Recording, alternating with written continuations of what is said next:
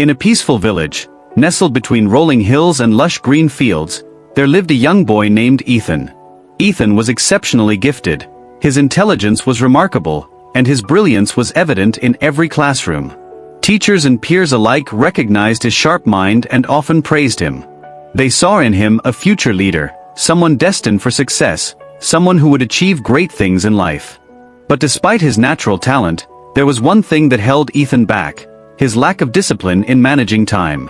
Each day, instead of focusing on his studies or preparing for his future, Ethan would spend countless hours playing with his friends, losing himself in video games on his phone, and engaging in endless, meaningless conversations.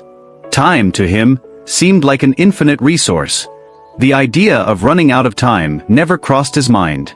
His parents, who were hard-working and full of wisdom, often tried to impress upon him the importance of valuing his time.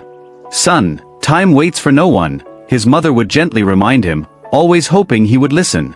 His father would add, "Once time slips away, you can never get it back, so use it wisely." But Ethan, with his youthful exuberance and carefree attitude, would simply shrug and dismiss their words. "I'm young. I have all the time in the world. There's always tomorrow to get things done," he thought to himself.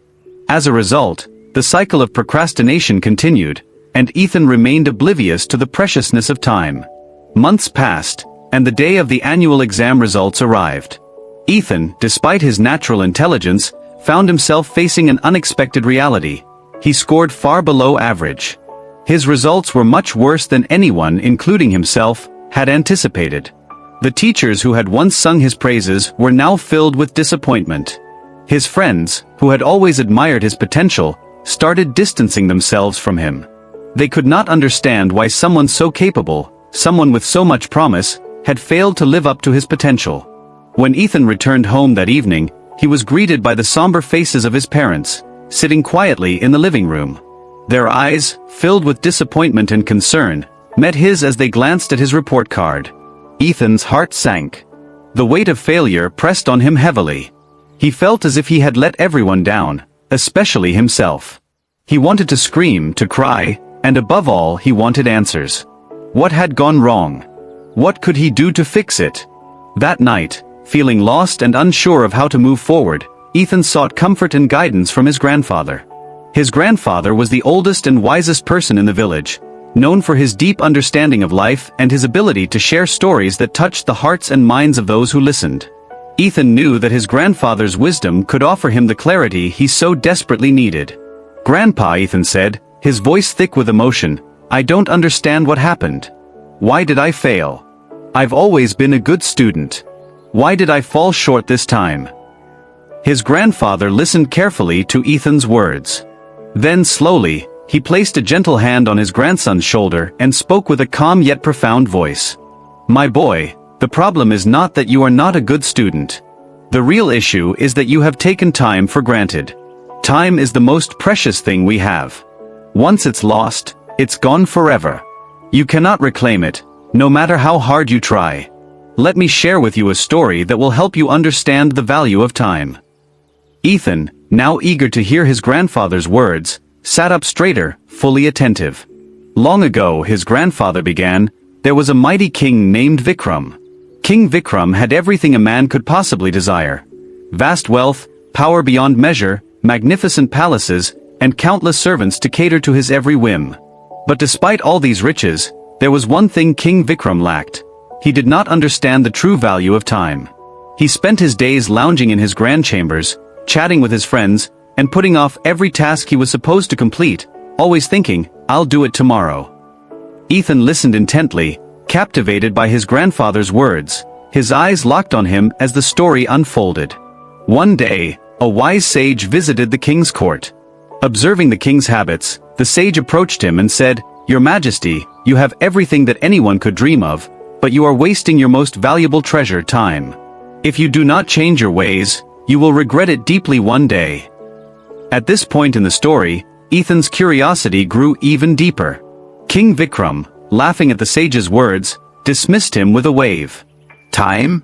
I have plenty of it," the king scoffed. "I can do whatever I wish, whenever I wish. Tomorrow will always come, so why should I worry about today?" The story resonated deeply with Ethan, as he could see the parallels between King Vikram's attitude and his own. He too had assumed that time would always be there, ready and waiting for him to use whenever he felt like it. The thought of time slipping away unnoticed seemed foreign to him. But as Ethan would soon learn, the consequences of such negligence were inevitable. But the sage, with a look of deep wisdom, warned the king, "Do not be so careless with time. It is a treasure, one that, once lost, cannot be replaced by anything else. Guard it well, for it is more valuable than all the riches in your kingdom." King Vikram, laughing dismissively, waved off the sage's warning. He thought of it as nothing more than the ramblings of an old man, too focused on what didn't matter.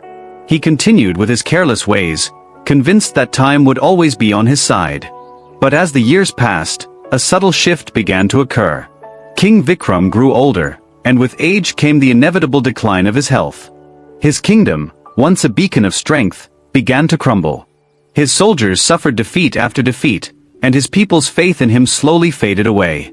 It was in those quiet, lonely days that King Vikram realized the truth, the harsh reality that he had wasted so much precious time. His wealth, his power, his grand palaces, none of it could undo the damage. In desperation, the king sought out the sage, hoping to find the answers he so badly needed. But by then, the sage was gone, vanished without a trace. And by then, Ethan's grandfather said, his voice turning serious, it was too late for the king. He had squandered the most important thing he ever had, time. The riches, the power. None of it could bring back the years he had wasted.